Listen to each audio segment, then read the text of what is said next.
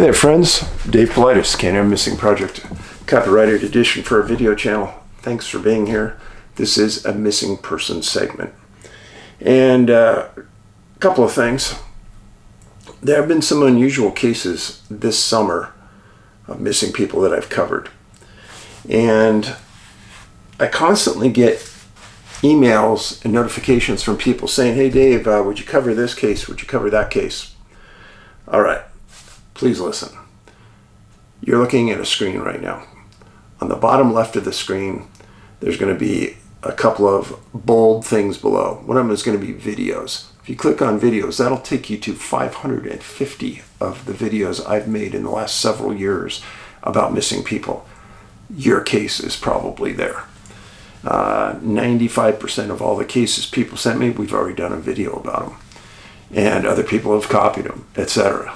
So, just to let you know, we've done a lot of hard work here. We do our diligence to make sure that the facts are right, and I know you appreciate that. I have also gotten a lot of requests in the last 3 days. Dave, where can I see you? How can I see you? Where will you be? Blah, blah, blah. Well, number one, later this month, I am going to be in Cincinnati, Ohio, at the MUFON National Symposium. I am the keynote speaker. If you Google MUFON National Symposium, you'll find the link. Still tickets available. But the real conference of all time is going to be MontanaCon, put on by myself and the owners of the Montana Vortex, Joe and Tammy Hauser. And this thing is going to be out of this world. It's going to be October 8th. It's a Sunday in Kalispell, Montana at the Red Lion Hotel. And what I'll tell you about it is that it's a 3-day weekend. That's why we're doing it on a Sunday. You can get in and out easily. And we're going to have the greatest speaker lineup you can imagine. Look at those people. All of us are going to be talking at the conference. Tom Powell, Jim Myers, Joe Hauser, and then one of the best speakers you will ever see, and he doesn't speak often, is John Dover, a Navajo Ranger. You got to see this guy talk. He was employed by the Navajo tribe, kind of like their fish and game people, but then he was put on track by the powers to be in the tribe to search out and follow Bigfoot, UFOs, the paranormal.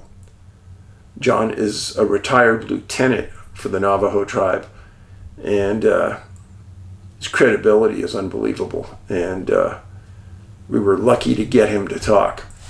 So if you're a Native American, you want to be at this conference. And just so you know, this is the QR code for the conference. Freeze frame and put your phone, take a picture of that, and it'll take you to it. If you want to go directly to the website for the conference, freeze frame, and then you can type that in right there. Got it? Tickets are available for Sunday. This will be a huge event. Huge. It's going to be one of the biggest ones in northern Montana of all time. And we've already sold hundreds of tickets. So hopefully you'll be there. Thanks for that. And lastly, I want to say how much you've been appreciated for your kind comments. Every video I put up, you can put a comment on the video. Down below the screen you're watching, put a comment. My comment will be the #1 comment on that screen. And I'll always put up the last 3 videos that I've done. And it helps if you watch those in the entirety. A couple of comments I've had just lately have been, Dave, we really like the cases, makes sense, blah, blah, blah. And understand something. I don't put up cases for my health or to waste your time. The cases I put up are very important. And they're important because they lead to a direction that's going to help you and I to understand what is happening. As an example, a few weeks ago I did a case where a rancher farmer disappeared. He was found in a well with the well top closed. And the woman that owned that well said the top never comes off. And the person was deceased inside. Well, how did they get inside the well if the well top was closed and sealed? And this is the point I'm getting to. This first case, I want you to wake up because it's important. It involves a young boy named Edward Kremer, Kremer. And Edward was 7 years old. He went missing July 26, 1925. These are important, folks. You lay a roadmap on any investigation, and it's important where it starts and where it ends. If it starts and ends within a 10-year period, you probably know that the suspect lived in that area during those 10 years. What if the roadmap was hundreds of years long? How could a suspect do that? Yeah, there you go. Now, Edward lived on just the outskirts of Pittsburgh, Pennsylvania, and he was the fifth child of Mr. and Mrs. John Kremer. And they lived on 503 Mountain Street in Pittsburgh. Now, Edward, like every other kid in the summer, liked to play late, it was warm outside. As long as you stayed in the neighborhood, it was all good back then. Well, he was playing in that neighborhood on a warm Sunday night, and at about 10 o'clock, his mom tried to call him in and couldn't find him. Pretty typical. So she gets the family and friends together, and they start searching the neighborhood, and they can't find him. He was last seen, according to friends, seen in the neighborhood at about 9:30 that night, about a half an hour before the mom came out to look for him. Well, the family and friends searched till about 11 o'clock, and then they called the city and the county sheriff. City police, county sheriff. It was right on a borderline. This is where it happened. So this is Pittsburgh. The Kremer residence was right here. This is the Monongahela River. And this is the intersection with the Ohio River. The area around Pittsburgh, if you've never been there, is kind of hilly, rolly, almost mountain type, but there's a lot of wilderness still around the greater Pittsburgh area. So the city and the county police start to respond. And that night, it was so late, they get police there, and they start calling for reinforcements the next day. On July 27th, the first full day after he disappeared, the police got 5 Boy Scout troops into the area. Now, it was summer vacation, so they know they could get the troop leaders and the Boy Scouts into an area to do formal, organized searching.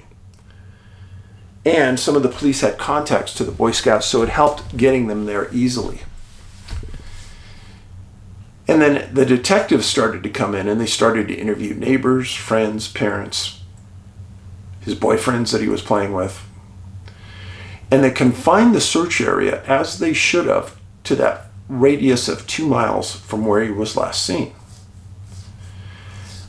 The police actually talked about using bloodhounds, but they believed that there were too many people that had trampled the area and had walked through the region, and they didn't want to bring the dogs in, and they thought it was a waste of time. Personally, I think that was a mistake, but just saying what was done. There was also a band of gypsies 3 miles away from where Edward lived. Now, in a lot of the stories you research that are 40, 50 years old, you find that gypsies are talked about a lot, as though there's some kind of criminal element that are there to steal your child when you're not looking. And it was talked about again in this articles. This was a lengthy investigation and research. Well, detectives went out, they interviewed the gypsies, walked through their band of people, looked for anybody who looked like Edward, and couldn't find anybody. In the meantime, other police were organizing the Boy Scouts, and they were putting tents on the front yard of the Kremer property. And they were getting Boy Scout troops from throughout the greater Pittsburgh area to respond into the area and get organized. Well, they used those Boy Scouts and they started to break up the blocks around the Kremer residence for a search. Front yard, backyard, everywhere. These searches went on for days. They interviewed and re-interviewed neighbors. They started to talk about foul play possibly being involved. They started to point fingers at each other. It was bizarre. But 4 days into the search, they expanded the search radius out to 5 miles. And they said that they were going to continue to look, and for some reason maybe he got outside of that perimeter. Another 2 days went by. They expanded the search to 7 miles. Again, they're not finding anything. There was no demand letters. There was no indication that Edward may have been kidnapped. But articles started to come out saying that some believe that Edward had been taken by extended family members. And then an article came out that was pretty stunning. It stated that the Kremer family, Edward was the 5th child in that family. And he was the 5th child to meet with, the article stated, misfortune. This is what the article said. They had a small daughter that was burned to death. That's all the article said. Another child died of unknown circumstances. And they had a pair of twins that died of pneumonia within an hour of each other. And right now, the family had Edward, an 11-year-old sister, and a 4-week-old boy. To say that family got hit by misfortune is an understatement of all time. Now, I know that people would say, oh, Dave, you got to start looking at the family now. Pneumonia isn't something you kill people with. Now, obviously, if I was a detective looking at the case and I was the supervisor, I would put one detective on looking into the background of those other kids just to be thorough. But the family had Edward, and that's what the search was about. And they were running into dead ends. And again, this happened on July 26th. They kept expanding the search out. They're not finding anything. What do you do? Well, the city police were at a dead end. And they started to think out loud that there must have been some foul play, coupled with some people saying that extended family had taken Edward to protect him. But then a bombshell, and this is a bombshell, drops August 10th. So it's about 15 days after he disappears. Address is 412 Mountain Street. He lived at 503, so it was down the block a bit. A 60-year-old lady named Martha Jenke had an old cistern in her back of her property, covered by an old shed. And boards covered the cistern. Shed had never been moved. Cistern had never really been looked at because it had always been covered up. Martha had no reason to go there. Now this was Edward Kremer. Well, Martha went back there to look for some things in the shed. And the boards were still covering the cistern. The cistern is somewhat like an old well. And she lifts up the boards, and 1 feet below in the water, just below water line, there's Edward looking up at her face up in the water, deceased.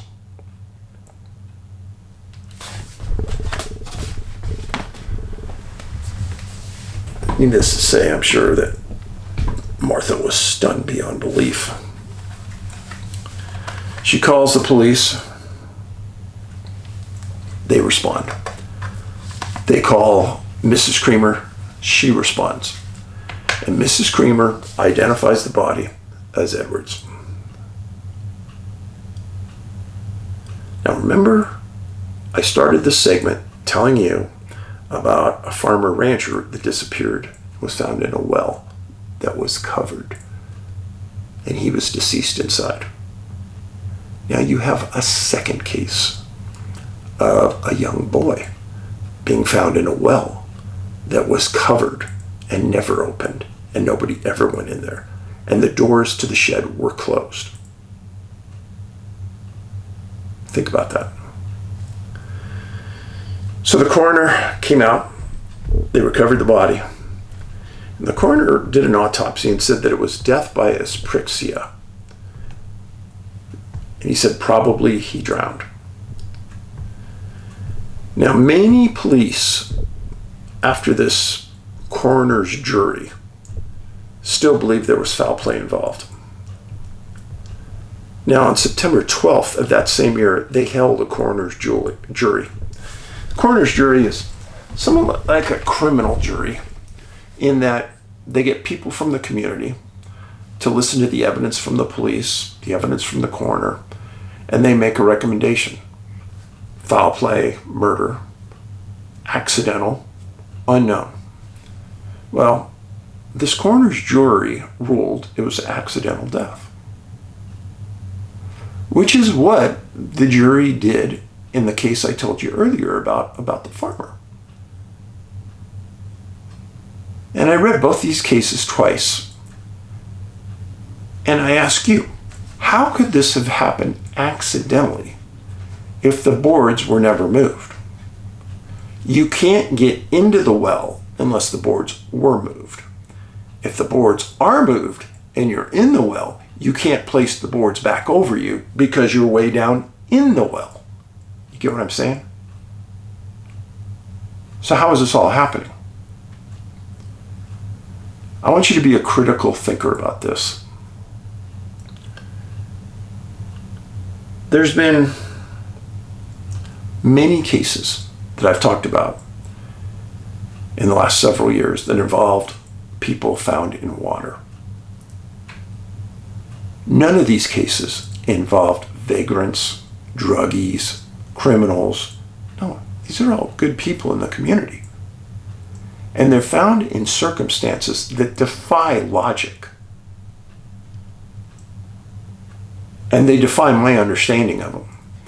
In fact, the two cases I talked about just recently in New York, where two men disappeared from the same exact venue and were later found days apart in a body of water, deceased, with no logical explanation how they got in the water. See where I'm getting with this? So, I wrote a book called Missing 411, Sobering Coincidence, about these cases exactly. Now, the case I just talked to you about is not in this book. We just found that case. But water disappearances where people are found in water under unbelievable circumstances. There's something about this that is unusual. The next case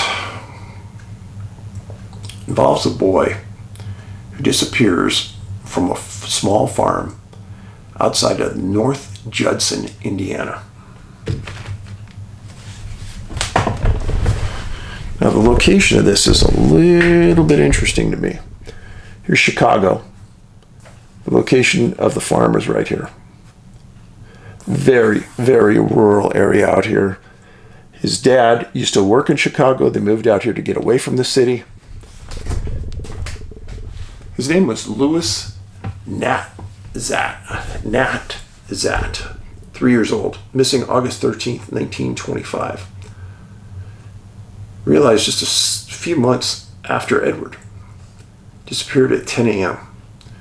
He lived with his parents on this rural farm. And it was just outside of North Judson. Now, the mom said she saw him playing in the front yard and went back into the house for a couple minutes. Logical, understandable, something we probably all do. You live in a rural area and there's not bears or mountain lions. I think your son or daughter's pretty safe in the front yard. Find nothing odd about that at all. Well, the family moved to this farm in June of that year. So they had been there for, 4 or 5 months, 3 or 4 months. Well, when the mom came back outside after several minutes, Lewis wasn't there. She searches the area. She gets some neighbors to help. They start searching the farm. They can't find anything. She requests the town marshal from North Judson, and he responds. She said that Lewis has never done this before. He'd always stayed close to home, kind of a mommy's boy. Well, the county sheriff was a man named Husselman, and he was summoned and responded. And he got word out to the community and the residents that they needed help. And like I've stated before, rural communities are a godsend. They care about each other. They respond to each other's need. And as every case I've ever read about these communities, the world responded to look for Lewis. So 300 searchers were on the property late in the day on October 13th. The mom last saw Lewis at about 10 a.m. Now, they started to form big groups. The searchers were broken up by Deputy Husselman. Search went on into the night. Nothing was being found. The sheriff called for more resources to be there on the next day, October 14th. Mr. Natzat arrived from Chicago. The farm was in an uproar. They didn't know what to do. But Husselman was doing a good job organizing the search. Following day, October 14th, 750 searchers arrived at the farm at 6 a.m. Specifically, the article stated that there were 300 from North Judson themselves. Everybody shut down their property, shut down their farm. Everyone just forgot about life and cared about one thing, finding Lewis. There were swamps and forests in that area, and that was the primary focus of many of the people.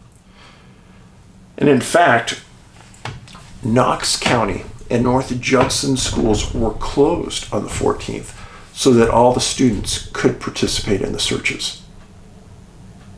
Friends, would you find that today? And that's phenomenal. So, on the 14th, searchers were in the field for about 4 or 5 hours. When at 10:30 a.m., there were 50 searchers going through the property, led by a man named Fred Kremer, who was a local merchant in North Judson, also led by a highway patrolman named Elza Aukerman, and another North Judson farmer named Elmer Lewis. This group of 50 that are being led by these three were a half mile from the Natzat home when they came across Lewis in a field. They were stunned. The area had been searched the day before and walked over 20 times. The area around him was all trampled down by searchers. What stunned the police officer in the group was that Lewis showed no sign of exposure, even though the night before was very cold. And the stunning thing is that 3-year-old Lewis wasn't hungry, but that he hadn't had anything to eat in over 24 hours. Searchers could not believe his condition. Now, canines had been in this area for an entire day. They came from North Bend, Indiana, and they also came from Chicago.